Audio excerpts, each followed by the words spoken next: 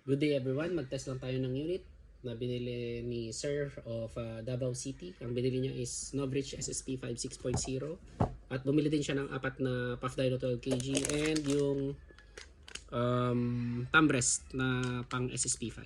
So ang thumb rest is nilalagay po doon sa side. So buksan natin yung SSP 5.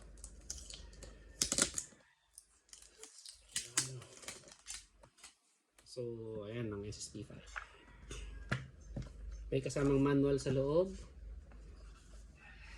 yung unit, yung dalawang silica gel, bag of silica gel, magazine, and Allen key, tsaka yung magazine tool. So dito nilalagay yung thumb rest for SSP5. Ganyan. Ganyan siya. So, test natin yung unit. Test muna natin for magazine leak. 1, 2, 3, 4, 5. Okay, walang leak. So ayan yung gas rod niya, purple. FYI, gumagaan na ang WE high kappa mag sa SSP5. So fully compatible siya. Na-test na namin. Medyo mahal kasi ang Novridge magazine. So, yun yung unit. So, ito.